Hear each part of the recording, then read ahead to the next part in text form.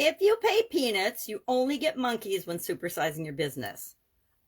I love monkey. I like monkeys, but I realized we don't have very many monkey toys for my granddaughter, so I had to hunt and search to find some monkeys. It's from a puzzle. This is from a water toy squirter pack. I think I got it at Target, but the animals are really cute, except they never really dry out. I can still hear the water in it. So this is one of those idioms, one of those expressions, one of those financial idioms for the month of May, Money May, that I have actually never heard before. It's from the 1940s in the United Kingdom, and it means that if you pay very low wages, you can only expect to get incompetent, unskilled, sometimes stupid, or not really qualified workers. Now, lots of problems with that, lots of challenges with that. Number one, it assumes that monkeys are stupid. I mean, monkeys go to space and have been astronauts, so how stupid can they be? Not really stupid, so that's not the best assumption to start out with. It also, peanuts stands for just a little bit, low wages, right? These are just slang terms. Didn't make them up. It's just what they've meant over the years. I personally have never, ever heard this particular expression. I can't think of a time when I'd ever heard it. I might have said, oh, the job pay, or heard the job pays peanuts, but I never heard it attached to monkeys. So what does this have to do? What are the implications for growing and building and supersizing our business?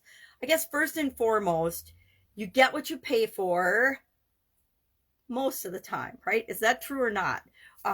And I think it's like any other saying or any other thing we hear. We have to think about it, consider the situation that it's applied to, and ask ourselves, well, is that really true? Is that really true in the situation? Is it really true for me? Does it even make sense?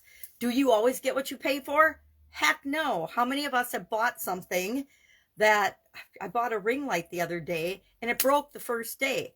I didn't get what I paid for, right? If I had bought, I didn't buy a super cheap one either. And if I bought a cheaper one and then I actually did go and buy one that cost half as much, and I'm still using it today. So we don't always get what we pay for, but there's this belief, probably due to savvy marketers, that we believe we get what we pay for. If we have a Rolex watch, which I've just got a Fitbit on and a bracelet these days, I'm not even going to say, I might have a Rolex box in my jewelry, a Rolex in my jewelry box, but I haven't worn it for years because I've always worked in industries where you couldn't wear jewelry. So no earrings, no jewelry, no rings, no watches. So what's the point of having certain things if we're never going to use them?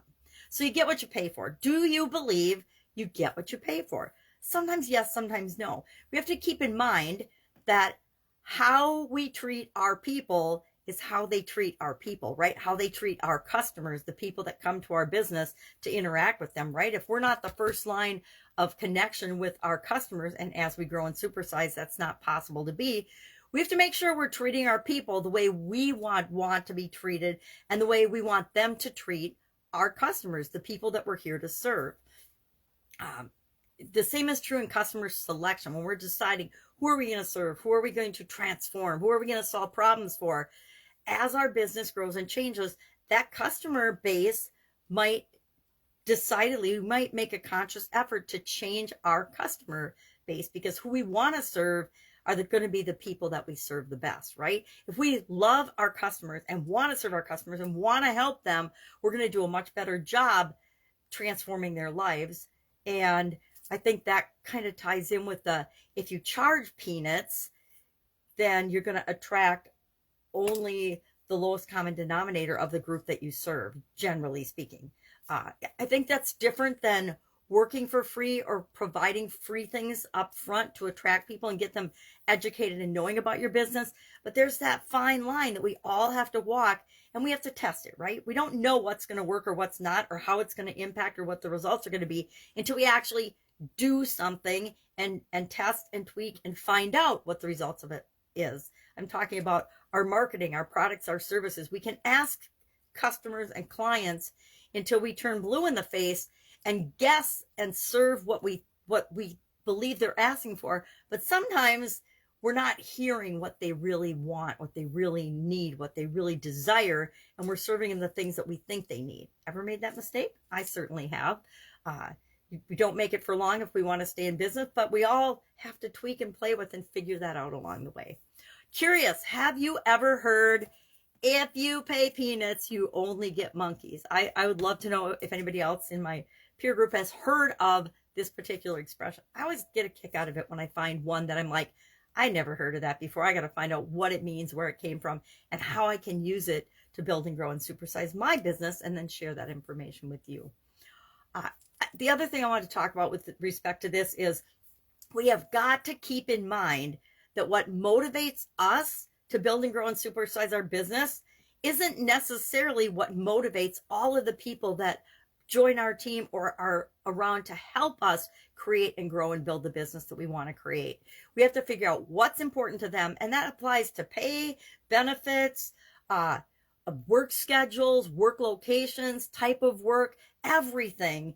We need to remember to put ourselves in their shoes and say, okay, well, what drives them? What would really motivate them? What do they want? We do the same thing when we're deciding who to partner up with to grow and build our business. What's in it for them to partner with us? And what do they want it to be? Not just money. So often we just assume everybody wants the same thing we do, and it's absolutely not true. And I guess we learn that by butting our heads against the wall and making mistakes, and then, okay, I guess everybody doesn't think the way I do. I guess everybody doesn't want the same things I do.